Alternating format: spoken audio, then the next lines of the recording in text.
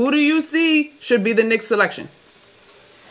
Well, there's a great top three in this draft. Obviously, we all know that with Edwards, Ball, and Wiseman. But after that, you're going to get a really, really talented player. And I'm not sure who the Knicks are going to get. I have my fingers crossed, and I'm hoping they're going to get Tyrese Haliburton. This guy can flat out shoot the basketball. And the Knicks need high percentage shooters and scorers.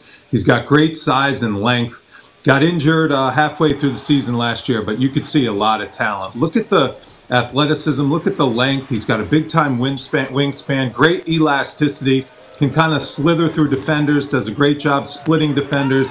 And, oh, by the way, he's a tremendous passer, averaged about 6 assists, too. So this is the kind of guy that you can pair in the backcourt with R.J. Barrett and have the backcourt of the future. The big question mark is, though, he's really, really rising up the draft boards, and I don't know if he's going to be there at 8. But if he is there at 8, that would be huge for the Knicks, and he's the guy to get.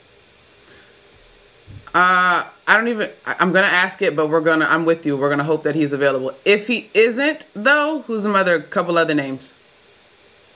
Well, there are a lot of good names out there, and that's the thing about this draft. You're just going to have to pick the right guy. I like a guy like Isaac Okoro, who might go in that 5 to 8 range, might be right inside of 8, but if he does slip, he would be a great guy who's a great defender and ready to play and contribute on the NBA level at both ends of the floor. Has to work on his shooting a little bit. Another guy is Onyeka Okongwu. This guy has a 7'2" wingspan. He's long, he's athletic. He can really defend the rim, and he had a great freshman season at USC, and it looks like he's going to grow into his body. He looks like he's going to really fill out and possibly grow some more. So this is a guy that has a ton of potential. Another guy who has a few question marks but might be a little bit NBA ready, was one of the best players on the Kentucky Wildcats last year, was Tyrese Maxey.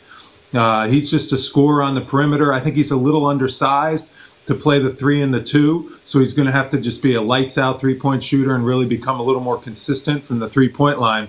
But he's tough, he defends, he's not afraid of the big moments, and he will not be afraid to light it up at the world's most famous arena. Tyrese Maxey, I had not heard his name sort of that high in that range, but let's jump ahead to the first pick, Wally, and the Timberwolves, an organization that you obviously hold near and dear to your heart. They have said everything's on the table, but if you held the cards, who would you be taking? Would it be LaMelo at 1?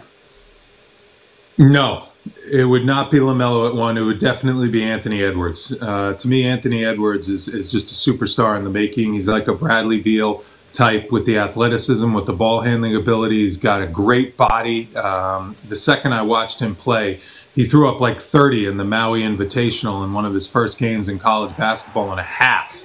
I mean, this guy just has a ton of talent. You surround him with the right players. He's a great catch-and-shoot player. He can also get his shot whenever he wants. Shot selection is a big issue, but once he gets to the NBA, I think he's going to figure out what's a good shot and what's a bad shot. You just can't teach that. You can't teach that type of athleticism from a kid at that age. And I just think also LaMelo Ball is fighting the stereotype of Lonzo a little bit. I know they're not the same player, but I know you think about Lonzo, at least I do. Lonzo went number 2. To me, he has not panned out to be a number 2 draft pick in the NBA. LaMelo is a similar player, not the same type player, but has the same type issues as Lonzo as far as shooting the ball consistently. And that's a big thing in today's NBA. Efficiency, analytics is huge. And LaMelo's going to have to work on his shot selection and his consistency, the flair, the dash, the passing, all the other stuff that he has to his game is great. But in a number 1 pick in the draft, you need a guy who you know is going to be a big-time superstar caliber type player. And the fact that Lonzo hasn't panned out to be that, I think possibly might hurt LaMelo for going number 1.